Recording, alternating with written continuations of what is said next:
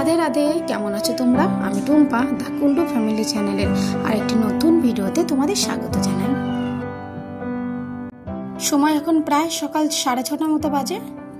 রাস্তাটা দেখো একদম ফাঁকা, কোনো লোকজন নেই। এত ঠান্ডায় বিনা দরকারে কেউ কি বাড়ি থেকে বেরোয়? আর ওই যে দাঁড়িয়ে আছে প্রিন্সেস সাইকেল, এবার ওটাতে একটা কভার চড়াতে হবে। তুই আজকে নিজের জামা কাপড় নিজে ইস্ত্রি করছিস কেন? অন্যদিন তো করিস না। চিলড্রেন্স ডেতে বাচ্চাদের কাজ করতে নেই। এটা পরে যাবি? আচ্ছা, এর উপরে হোয়াইট টি শার্ট। সোয়েটার পরবি না? কেন, গরম লেগে যাবে? নিয়ে যাবে। আর আগের গতবার কোথায় নিয়ে গেছিল?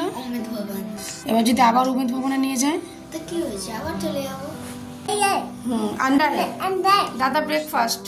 চিলড্রেন্স ডে উপলক্ষে আজকে আমাদের প্লিজ সকাল সকাল রেডি হয়ে গেছে। আরো দুধ নিয়ে নি, ঠিক আছে? আজকে একটু সিভিল ড্রেসে স্কুল যাচ্ছে, তাই আজকে বেজায় খুশি। অবশ্য আজকে চিলড্রেন্স ডে আছে। আর ম্যাডামদের কথা শুনে চলবি, এদিক ওদিকে যাবি না, ঠিক আছে? আর আমাদের তো ফটো সেন্ড করবে না, তোদের কোথায় ঘুরতে নিয়ে যাচ্ছে।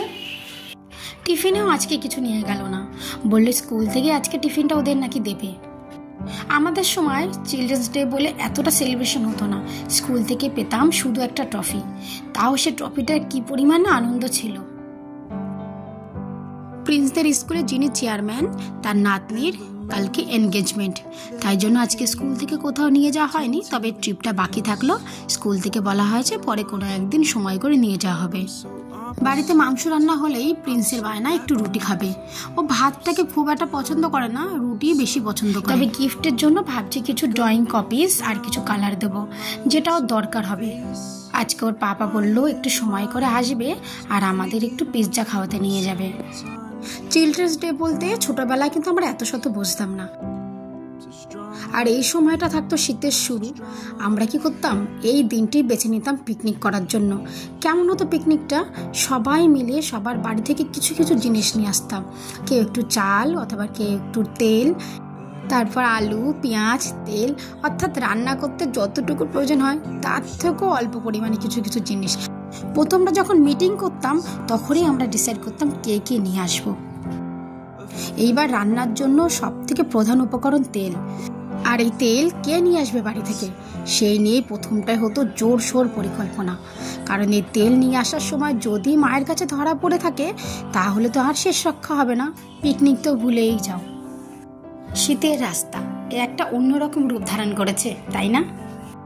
তাই জন্য তেল আনার দায়িত্ব পড়তো গ্রুপের যে মেন লিডার ছিল, অর্থাৎ সব থেকে যে বেশি সাহসী। তবে আমি প্রথম থেকে একটু শান্ত শিষ্ট ছিলাম, তাই আমার উপরে পড়তো আলু, পেঁয়াজ কিংবা লঙ্কা আনার দায়িত্ব। এরপর এই পিকনিকটা হতো আমার পিসির বাড়িতে। পিসিও খুব ভালো ছিল, কোনোদিনও বকাঝকা করতো না আর আমাদের খুব সাহায্য করতো। পিসিদের বাড়িতে ছিল একটা সবেদা গাছ, সেই গাছের নিচে 3 থেকে 4টে ইট পেতে আমাদের চলতো সেখানেই রান্না বান্না। এইবার সবেদা গাছের যে শুকনো পাতাগুলো পড়ে আছে সেগুলো এক একটা করে কুড়ালাম। তারপরে সবাই মিলে সেগুলোকে কোনো রকমে আগুন জ্বালিয়ে উনুনের ভিতর দিলাম। সেই আগুন কি আর ধরে? এইবার শুরু হলো রান্না হওয়া। তেল দিতাম, তেল গরম হতো না, জিরে দেওয়া হতো। যাই হোক, কোনো রকমে আমরা সবাই মিলে যুদ্ধ করে রান্না করতাম।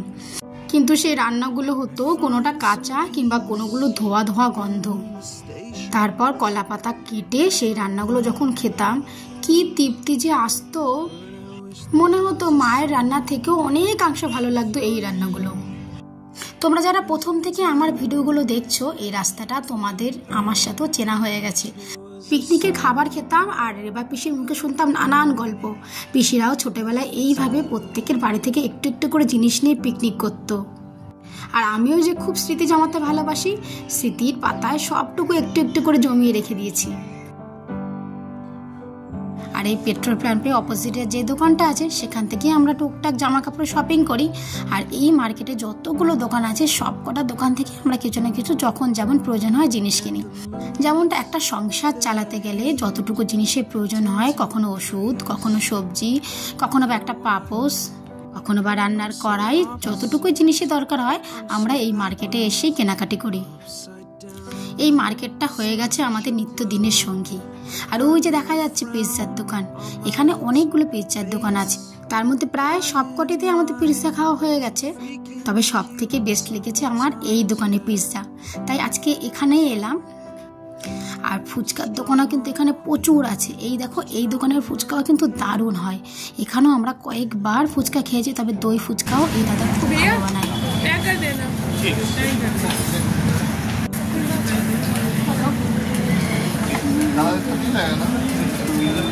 আজকে বাড়ি থেকে আসার আগে প্রিন্সের অর্ডার হয়ে গেছে।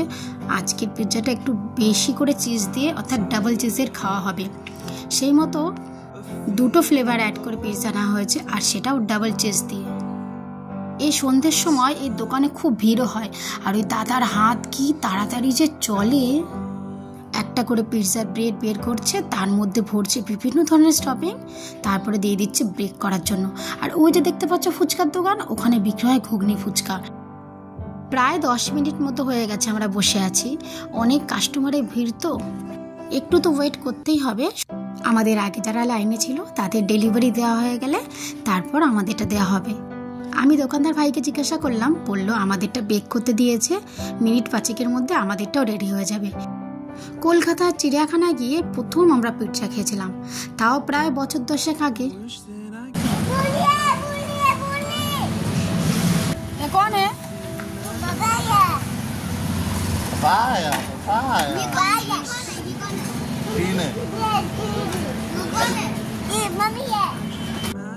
তখন কিন্তু পিৎজার স্বাদ ভীষণ বাজে লেগেছিল। তখনও প্রিন্স আমাদের কাছে আসেনি।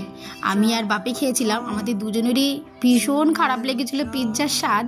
তবে আমরা বুঝতে পারিনি যে আজ থেকে 10 বছর পরে এই পিৎজাই আমরা 4 জনে বসে একসাথে খাবো। এটা দিয়ে খাবে? ওই দেখো সস দেবে, দে লাগাতে দে, লাগালে লাগা।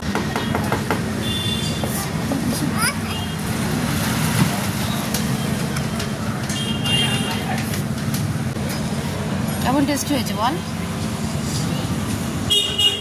বাবা কি যেন কিনছে। সেই যে বললাম কলকাতা চিড়িয়াখানা গিয়ে প্রথম পিৎজা খেয়েছিলাম, তারপরে কিন্তু আমরা আর এই পিৎজা খাইনি। এরপরে প্রিন্স যখন একটু বড় হতে শুরু করলো, তখন প্রিন্সের হাত ধরে আবার আমাদের পিৎজা খাওয়া শুরু হলো। তবে এখন আমাদেরও পিৎজার স্বাদ ভীষণ ভালো লাগে। প্রথম পিৎজা খেয়েছিলাম 2 জনে বসে, তারপর 3 জন, তারপরে হলাম 4 জন। প্রথমবারে এর স্বাদটাকে আমরা অতটা বুঝে উঠতে পারিনি, তাই জন্য এই খাবারটিকে আমরা আমাদের খাবারের লিস্ট থেকে বাদ করেই দিয়েছিলাম।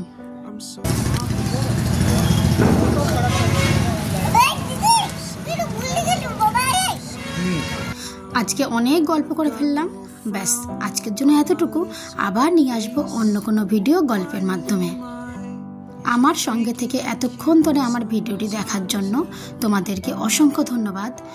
তোমরা ভালো থেকো, আর আমার ভিডিওটি যদি তোমাদের ভালো লেগে থাকে তবে চ্যানেলটি সাবস্ক্রাইব করে দিয়ে একটা লাইক আর একটা কমেন্ট করে দিও। ধন্যবাদ, তোমরা ভালো থেকো। আবার নিয়ে আসবো অন্য কোনো ভিডিও গল্পের মাধ্যমে।